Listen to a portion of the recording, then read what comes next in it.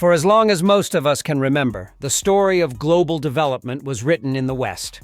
The big ideas, the game-changing inventions, the money, it always seemed to flow one way. The narrative was simple. Developed nations build the future, and developing nations, if they're lucky, get to live in it. But on a 21.5-acre plot of land in Jamaica, that whole story is being flipped on its head. This isn't just another new park. This is a $4.4 billion Jamaican dollar declaration of independence in urban design. It's a sign that the group of nations we call the Global South is done waiting for the future to be built for them. They're building it themselves. This isn't just about pretty lawns and jogging trails. This is about a massive power shift the world is only starting to wake up to. A shift where the hubs of innovation are breaking out of their old homes, and the most creative answers to our biggest problems are coming from the places that know them best.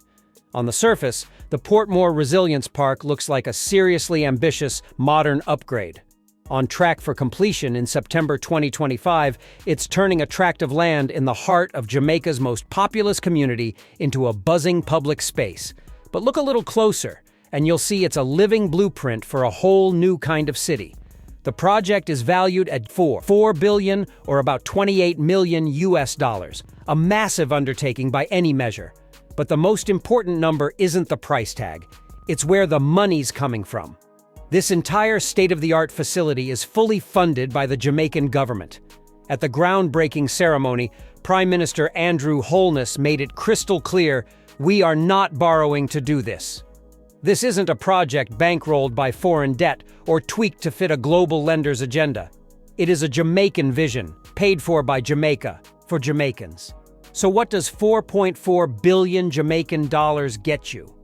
A future-proofed oasis.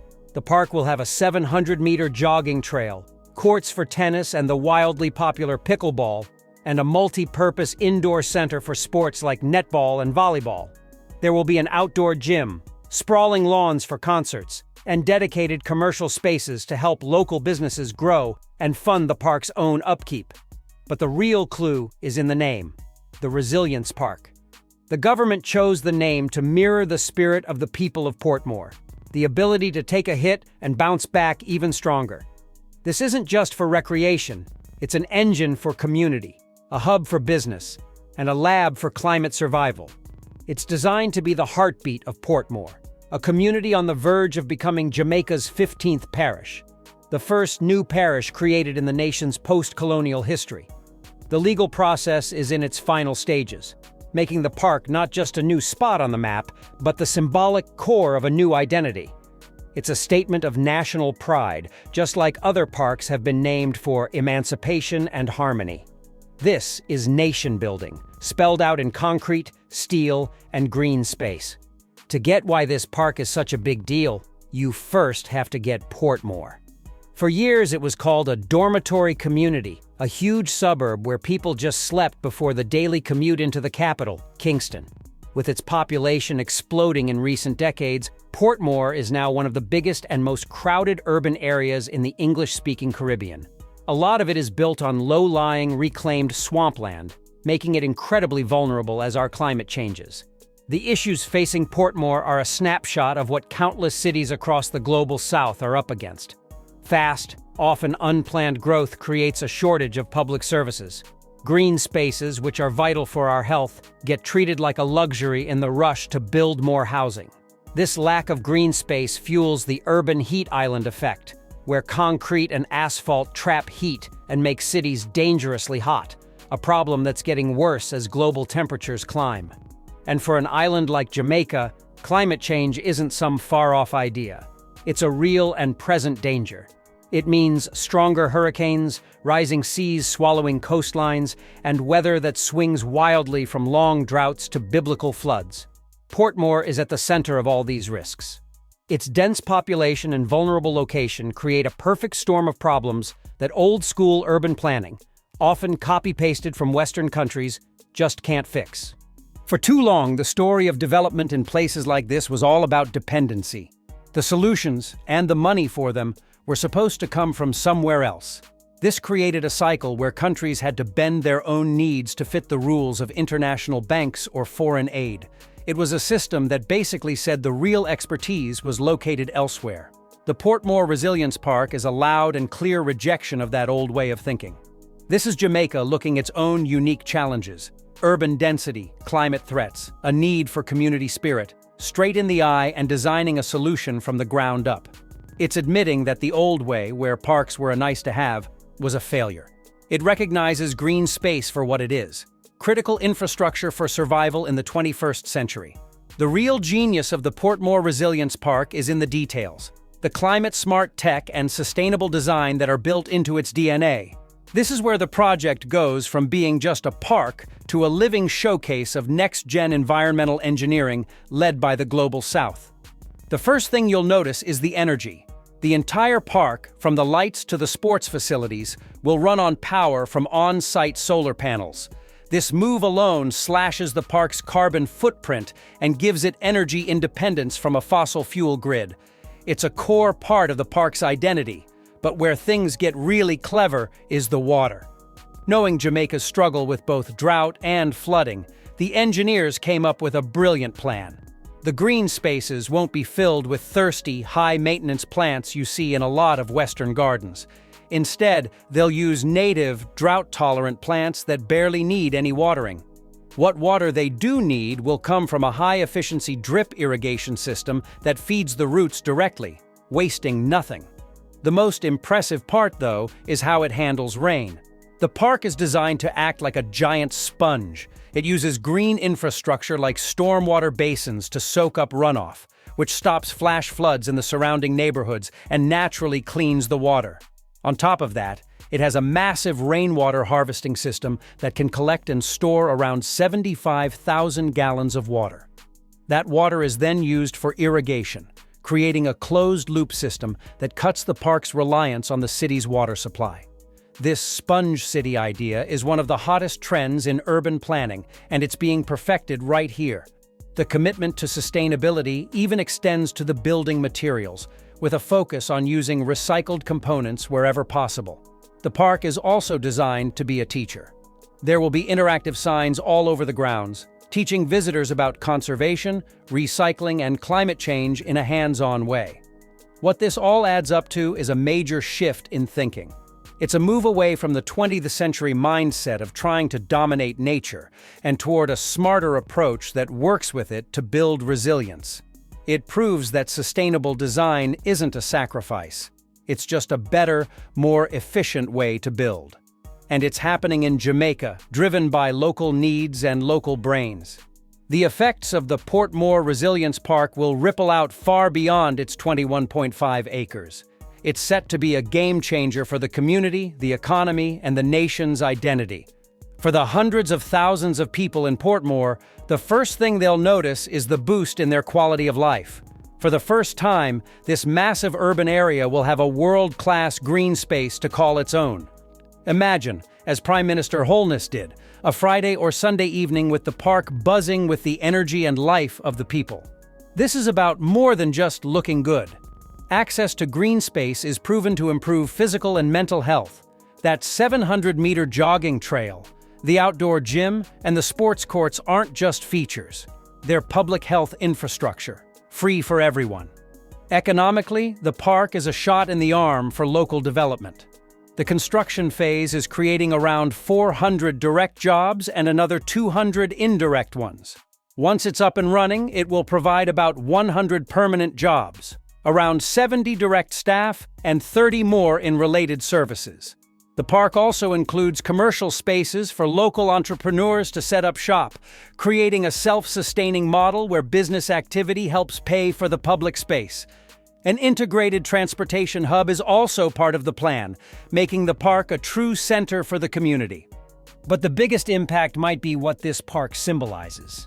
Its opening is set to coincide with Portmore's official designation as Jamaica's 15th parish, a historic moment that's been nearly 160 years in the making. The necessary legislation has already passed through the House and Senate. This step elevates Portmore from a suburb to a city with its own identity and standing. The Resilience Park will be its parish park, the crown jewel of this new civic pride. It's a powerful statement that Portmore is no longer just Kingston's bedroom. it's a destination. By funding this project directly, the government is sending a clear message. The well-being and resilience of its citizens are a national priority, worthy of major domestic investment. It's a government investing in its own people's happiness, a powerful act of self-determination. So it's one park in the Caribbean with solar panels and smart irrigation. Why is that a sign of a global power shift? Because the Portmore Resilience Park isn't happening in a vacuum. It's a powerful symbol of a much bigger trend, the moment the Global South stops being a student of development and starts becoming a teacher. For most of modern history, innovation was a one-way street. The cities of Europe and North America were the labs where the future was cooked up. Their solutions were then exported around the world, often fitting like a square peg in a round hole. This created a kind of intellectual dependency, where the gold standard was always set by someone else. The Portmore Resilience Park blows up that dynamic. It's a project born from the real-world environmental and social needs of coastal Jamaica, not a template from London or New York. It's an example of what happens when local problems drive local innovation. This isn't about catching up to the West. It's about leapfrogging. It's about creating solutions that are smarter and more sustainable because they are built for the context. And this story is repeating itself all across the Global South. Look at Medellin, Colombia, which reinvented itself not by copying a subway system, but by inventing the metro cable, a cable car that connected its poorest hillside neighborhoods to the city's economic heart. Look at China's Sponge City initiative, a revolutionary way to manage urban water that's now being copied worldwide. Or look at Freetown, Sierra Leone, where the Tree Town campaign to plant 1 million trees is a brilliant local solution to deforestation and city heat. This isn't just development, it's leadership. These cities are on the front lines of climate change and explosive urbanization. The challenges they're facing today are the challenges the whole world will face tomorrow. And because necessity is the mother of invention, they are turning into the planet's most important innovation labs. The fact that Jamaica is paying for the Portmore project all by itself is the geopolitical exclamation point on this trend. It signals a shift toward economic independence and a rejection of the old debt-for-development model. It shows a country so confident in its vision that it's willing to bet big on itself. This project is a declaration that the brainpower and the cash needed to build the cities of the future now live in the Global South. The Portmore Resilience Park is a big swing, but it's not a one-off. The Jamaican government sees this as a blueprint for a nationwide transformation. Prime Minister Andrew Holness has stated the goal is for every single parish in Jamaica to have its own signature park. While the nationwide rollout is still in the planning stages, the vision is clear. This isn't just about building one great park. It's about setting a new national standard for how to live in cities. This makes the Portmore project a replicable model for cities not just in Jamaica, but across the entire Global South. The principles are universal. Any coastal city dealing with rising seas can learn from its engineering.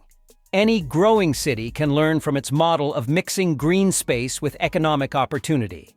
This is a powerful form of South-South knowledge sharing, where developing nations learn directly from each other, skipping the old top-down flow of information.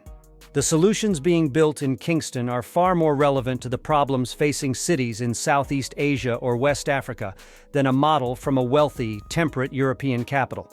And the world is taking notice.